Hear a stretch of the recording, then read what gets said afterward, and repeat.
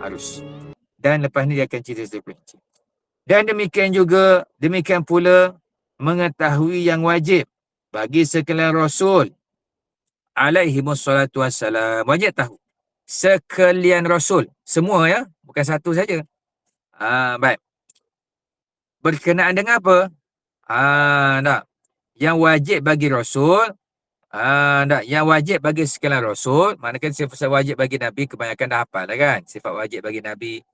Tabligh amanah. Siddiq amanah. Tabligh fatanah. Berlaku pada Rasulullah SAW sahaja kan Nabi Muhammad kita? Tak. Berlaku kepada Nabi Muhammad.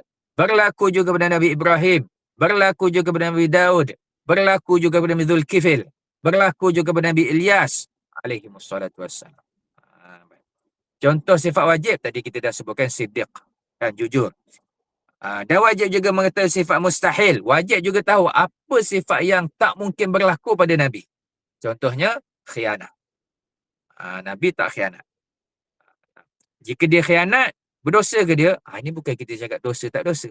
Ini kita bercerita tentang mesti ada ke tak mesti ada sifat ini. Kan? Soalan jika ditanya, jika Nabi khianat, jawapannya orang itu bukan Nabi. Sebab Nabi tak punya sifat khianat. Jika orang itu khianat, maka dia bukan Nabi. Itu jawapan bagi soalan, apa hukum jika Nabi itu berkhianat. Baik. Kemudian, dan yang harus untuk Nabi. Apa contoh sifat harus? Banyaklah. Antaranya makan, minum. Kan? Sifat harus bagi Nabi. Kata makan tu tak kata Nabi ni, bila sebut Nabi, dia mesti mempunyai sifat makan. Ada je Nabi banyak puasa. Kan? Begitulah juga kita tak sebut. Bila sebut Nabi, mustahil Nabi makan. Kalau makan tu bukan Nabi lah tu. Tak berlaku. Bahkan makan ni sifat harus bagi Nabi.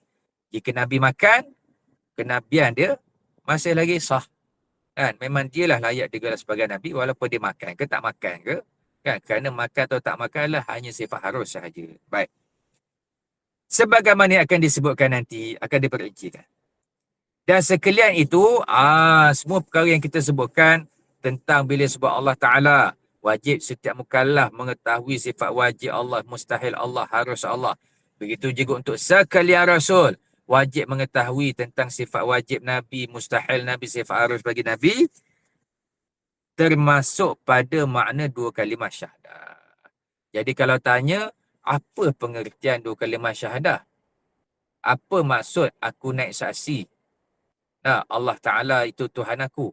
Maksudnya ialah, kamu telah memberi perakuan, kamu telah berpegang bahawa Allah Ta'ala itu punyai sifat-sifat wajibnya yang sekian. Dan Allah Ta'ala itu mustahil pada sifat sekian. Dan Allah Ta'ala itu harus pada sifat sekian. Dan yang kedua, kamu juga telah memberi pengakuan, perakuan. Kamu tu juga telah berpegang bahawa sekalian Rasul itu punyai sifat wajib sekian. Punya sifat mustahil sekian. Ataupun mustahil bersifat sekian. Dan punya sifat harus sekian. Maka itulah pengertian daripada ucapan asyhadu an la ilaha illallah wa asyhadu anna Muhammadar Rasulullah. Baik. Seterusnya. Jadi peringan tadi, tajuk besar dia, pengertian syahadah. Seterusnya. Adapun ilmu pengetahuan selain daripada rukun Islam, iaitulah yang dinamakan ilmu fiqh. Maka wajib pula atas tiap-tiap orang yang mukallaf, ia mengetahui akan segala ilmu yang wajib ke atasnya, seperti sembahyang dan puasa. Demikianlah pula amalan-amalan yang sunat atau segala akad yang hendak dikerjakan olehnya, kerana tiada sah beramal dengan kejahilan. Baik. Tentang rukun Islam yang disebutkan, yang dalam kalau cetakan Jawi itu dalam bulatan tu kan rukun Islam. Ada ucapan dua kalimah syahadah, adanya wajib solat, adanya puasa, adanya zakat dan adanya tunaikan haji. Baik, jadi cara nak beramal dengan lima rukun Islam ni ialah mesti mengetahui cara beramal, barulah boleh beramal. Tak tak mengetahui ilmu dan beramal, nak buat macam mana tak mampu nak dilakukan, maka wajib kita belajarlah ilmu untuk mengetahui 5 perkara ni. Maka musannif sebutkan di peringkat awal tadi, ilmu untuk mengenali ucapan atau mengerti ucapan syahadah tadi tu namanya ilmu tauhid. Tak. Dan ilmu untuk mengetahui baki 4 lagi tu. Solatnya, zakatnya, puasanya, hajinya namanya ilmu fiqh. Ilmu fiqh ataupun hari ni kita sebut ilmu syariah. Tak? Itu. Tak. Baik. Sebab tu dia sebut, kita ulang kembali, adapun ilmu pengetahuan daripada segala rukun Islam, kan, kan, dan pengetahuan selain daripada rukun Islam, selain daripada rukun Islam yang satu tu lah, kan, maksudnya selain ucapan kalimah syahadah, dinamakan ilmu fiqh. Fiqh ni lughatan al-fahmu, kefahaman. Nah, syara'an dia lah ilmu yang terkait dengan perbuatan mukallaf, perbuatan manusia, kan, daripada titah Allah Subhanahu Wa Taala, sama ada ianya berbentuk perintah ataupun ianya berbentuk tegah. Kan? Baik.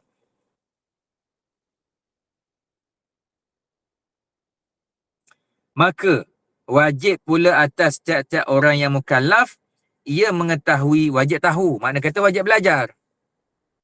Bukan setakat wajib sembahyang, wajib belajar juga untuk sembahyang. Nah, 2 perkara wajib. Sembahyang, puasa, dan demikian pula amalan-amalan sunat. Amalan sunat wajib juga ke? Hukum belajar ni ialah wajib ke tak wajib ke, kan dilihat kepada sebab ataupun tujuan kita belajar. Kalau tujuan belajar tu satu kewajipan, maka belajar ni ialah wajib. Contoh belajar nak apa? Belajar solat. Solat hukumnya apa? Wajib. Belajar solat jadi wajib. Zakat. Zakat hukumnya apa? Wajib. Maka belajar zakat jadi wajib.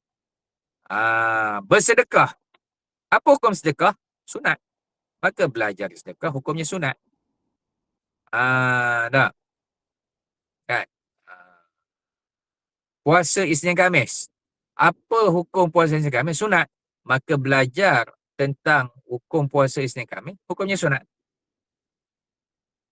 Jadi al-wasail fi hukmil maqasid. Perantara tu, penyampai tu hukum yang nak disampaikan. Tujuannya. Baik. Jadi oleh kerana hukum fiqh wajib, belajar fiqh jadi wajib. Gitulah. Oleh kerana wajib ucap 2 kalimah syahadah, wajib memahami 2 kalimah syahadah, maka hukum memahami maksud 2 kalimah syahadah jadi wajib. Baik. Apa jadi kalau dia solat? Tak apa ustaz, saya nak semayang. Saya tak nak belajar dia nak semayang, saya nak semayang.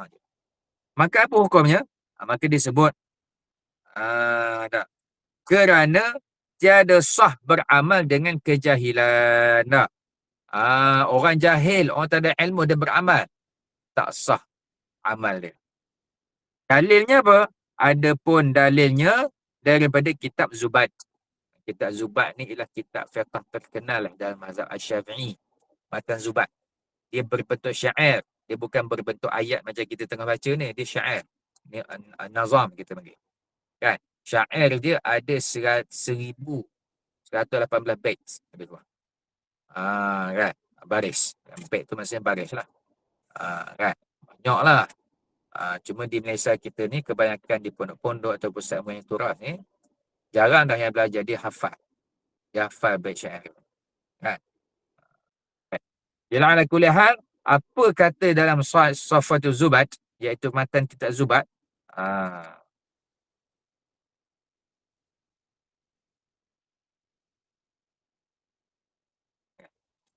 fa kullu man bi ghairi ilmin ya'malu a'maluhu mardudatun la tuqbalu.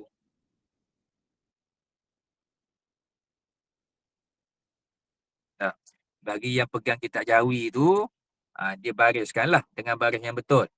Bagi yang pegang kitab Rumi, dah ada barisnya dan dah disusun dengan susunan perenggan yang mudah dilihat dan difahami lah. Fa kullu man bi ghairi ilmi ya'malu amaluhu magdudatun la tuqbalu. Artinya, tiap-tiap orang yang beramal dengan tiada ilmu, maka amalan itu dibalikkan kepadanya. Amal dibalikkan kepadanya, tak diterima. Mardud. Mardud ni lawan kepada makbul. Makbul ni diterima, mardud ni ditolak. Dah. Yakni tiada diqabulkannya. Dah. Tiada diqabulkannya. Yang ibadat tersebut. Nah, kalau kita fikir secara logik pun, betul lah, kan? Dia tak belajar hukum solat. Tiba-tiba dia solat. Lepas tu mula buat cacar marbak, kan? Takbiratul ihram suara tak berbunyi, kan? Allah, tak bunyi akbar, tak dengar akbar. Sah ke tak sah? Semua belajar ilmu fiqh, rukun qauli wajib didengari ke semua huruf-huruf yang disebut. Tak cukup sebutan huruf, tak sah sebutan. Bila tak sah sebutan, tak sahlah hukum solatnya. Sebab tu kena tahu ilmu, kan? Baik. Dan satu perkara, bila sebut tentang solat ni, kan, masing-masing kita janganlah tinggal sembahyang. Dan kalau ada yang solatnya ditinggal, qada dengan segera. Saya sebut ni sebab di mana-mana tempat kita pergi, biasanya ada kalangan pendengar yang memang ditinggal sembahyang. Sebab tu selalu kita sebut. Kalau pun mungkin dia dah insaf, alhamdulillah. Tapi masih ada solat-solat dia yang sebelum ni yang belum diqadakan, qadakan cepat-cepat.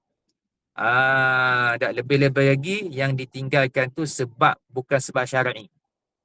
Sebab apa tak semayang? Pergi camping, Zat. Sebab apa tak semayang? Tertidur, Zat. Sebab apa tak solat? Saya pergi bandar. Kan? Balik tu nak semayang. Lepas tu dah kalut-kalut pergi makan letak barang. Tak semayang juga. Tak. Maka berdosa. Berdosa tak semayang satu hal. Berdosa menangguhkan qada semayang tu hari kedua. Itu yang kita bimbangkan. Dia tinggal semayang bila? Minggu lepas. Lepas tu kenapa tak qada balik? Kamu tinggal semayang dah lah, bukan sebab syar'i. Sebab sengaja. Malah ustaz. Nantilah saya solat. Seminggu lah. Maka sebenarnya seminggu tu dia berdosa. Sebab dia menangguhkan qada solat yang sengaja ditinggalkan. Kalau dia tinggal sebab sakit dan sebagainya, itu cerita lain lah, kan? Ini kita cerita jika sengaja. Jadi hati-hati. Kan? Dia kita tahu, kan? Saya pun sekolah agama ke dulu, kan? Dia bukan kira sekolah agama tak sekolah agama. Dia bukan kira Islamik tak Islamik, kan? Dia rajin ke tak rajin dan sembahyang.